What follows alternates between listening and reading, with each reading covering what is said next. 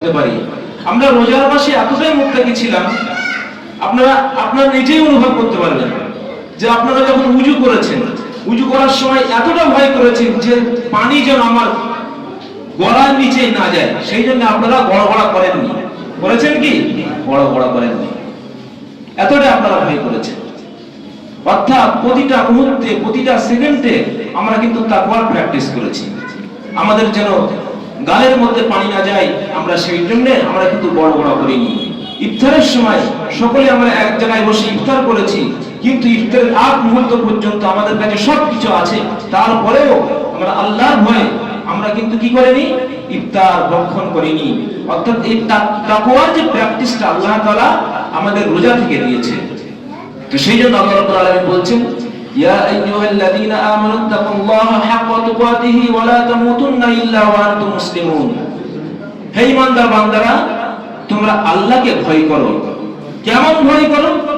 যেমনটা ভয় করার মতন ভয় করলে হয়, তেমনই তোমরা আল্লাহকে ভয় করো, যাতে করে তোমরা মুত্তাকি হতে পারো।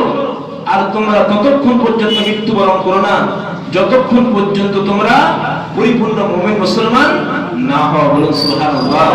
এই পরিপূর্ণ মুমিন মুসলমান হয়েই কিন্তু আল্লাহর কাছে যাওয়ার কথা আল্লাহ তাআলা আমাদেরকে বলছে। অর্থাৎ এই রোজার মাস আমাদেরকে পরিপূর্ণ ঈমানদার হবার, পরিপূর্ণ মুত্তাকি হবার আমাদেরকে কি দিয়েছেন বলেন? আমাদেরকে প্র্যাকটিস করেছেন, আমাদেরকে সেই শিক্ষা দিয়েছেন। আমরা সেই অনুশীলনটা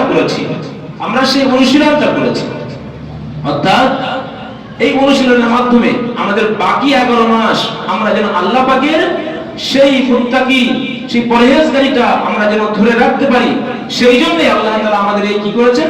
এই প্র্যাকটিসটা আমাদের থেকে করিয়ে নিয়েছেন।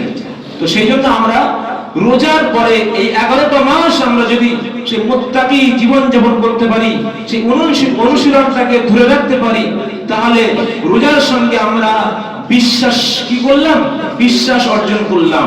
রোজা থেকে আমরা কি করলাম? বিশ্বাস অর্জন করলাম। আর যদি আমরা সেই মুত্তাকি তাকওয়া পরহেজগারিতা আমরা যদি ধরে রাখতে না পারি, তাহলে রোজার সঙ্গে আমরা কি করলাম? বিশ্বাসঘাতকতা করলাম। কি করলাম বলে? বিশ্বাসঘাতকতা করলাম। ঠিক বলছি তো নাকি? আমার কথা বুঝতে পারছেন? তাহলে আমাদের কি করতে হবে? এই 11টা মাস আমরা যা এই তাকওয়ার অনুশীলন করেছি, সেটা আমাদের কি করতে হবে? ধরে রাখতে হবে। আমরা সকলে চেষ্টা করব, বলুন ইনশাআল্লাহ। আল্লাহ তাআলা আমাদের তৌফিক দিক, বলুন আল্লাহুম্মা আমিন। যাই হোক, আমরা এতক্ষণ থেকে শুনছিলাম যে রোজা আমাদের কি উপহার দিয়েছে, রোজা থেকে আমরা কি শিক্ষা পেয়েছি, সেটা আমরা শুনছিলাম। এখন আমরা জানবো আল্লাহ তাআলা আমাদের সমস্ত বিষয়গুলো খেয়াল রেখেছেন। আমরা যখন খুশি হই, সেই খুশির প্রকাশ, সেই খুশির ইজহার আমরা করি। বলুন সুবহানাল্লাহ। মানুষ যখন দুঃখ হয়, কষ্টের মধ্যে থাকে, তখন তার চেহারা দেখলেই বোঝা যায় এই মানুষটা কষ্টের মধ্যে আছে, এই মানুষটা কষ্ট ফিল করছে। আল্লাহ তাআলা আমাদের সেই দিকটাও খেয়াল রেখেছেন। আমাদের খুশি ইজহার করার জন্য, প্রকাশ করার জন্য প্রতিটা কওমের তারা তাদের খুশি প্রকাশ করার জন্য, খুশি ইজহার করার জন্য তারা কি পালন করে? ঈদ পালন করে, তারা উৎসব পালন করে। আল্লাহ তাআলা আমাদের সেই মানুষ হিসাবে স্বাভাবিক আমাদের যে প্রক্রিয়া, সেটাকে বজায় রাখার জন্য আল্লাহ তাআলা আমাদের জন্য ঈদ হিসাবে, ঈদ উপহার হিসাবে আমাদের জন্য খুশির দিন দিয়েছেন। বলুন সুবহানাল্লাহ। এটা আমাদের জন্য খুশির দিন। বুঝতে পেরেছেন? তো আল্লাহ তাআলা আমাদের জন্য কি দিয়েছেন? খুশির দিন দিয়েছেন। আমাদের সমস্ত সব জিনিসগুলো আমাদের প্রতি আল্লাহ তাআলা খেয়াল রেখেছেন। সেই জন্য হাদিসের মধ্যে, বুখারী শরীফের হাদিস, আম্মা জান আয়েশা সিদ্দিকা রাদিয়াল্লাহু তাআলা আনহা বলছেন, প্রতিটা কওমের জন্য কি আছে? ঈদ আছে। প্রতিটা কওমের জন্য ঈদ আছে। আর তোমাদের জন্য ঈদ হলো দুটো। কটা? দুটো। একটা হলো ঈদুল ফিতর, আজকের ঈদ, আর একটা হলো ঈদুল আযহা। একটা কি বলেন? ঈদুল আযহা।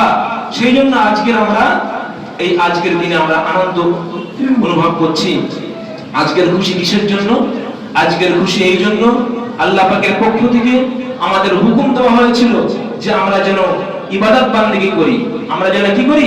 ইবাদত বান্দেগী করি। আমরা যেন কাউকে দুঃখ না দিই, আমরা যেন কাউকে কষ্ট না দিই, আমরা যেন আমাদের রোজা পালন করি, আমরা দান সদকা করি, আমরা আল্লাহ পাকের হুকুমগুলো আমরা পঙ্খানুপুঙ্খভাবে আমরা মেনেছি, আমরা অনুশীলন করেছি। সেই জন্য আল্লাহ পাক আমাদের প্রতি খুশি হয়ে আল্লাহ তাআলা বলছেন ওয়ারিজওয়ানুম মিনাল্লাহি আকবার, বলুন আল্লাহু আকবার। আল্লাহ পাকের পক্ষ থেকে আজকের দিনটা হলো ইনাম পাওয়ার দিন, খুশি পাওয়ার দিন, বলুন সুবহানাল্লাহ। তাহলে খুশি কিসের জন্য? আল্লাহ তাআলা আমাদের প্রতি আজ খুশি হয়েছেন, বলুন সুবহানাল্লাহ। আর মালিক যদি তার বান্দার প্রতি, তার গোলামের প্রতি, তার দাসের প্রতি, আমরা তো আল্লাহ পাকের দাস, কি বলেন, আমরা আল্লাহ পাকের গোলাম, মালিক যদি আমাদের প্রতি খুশি হয়, এর থেকে বড় খুশি আর কিছু আছে বলেন? এর থেকে বড় খুশি আর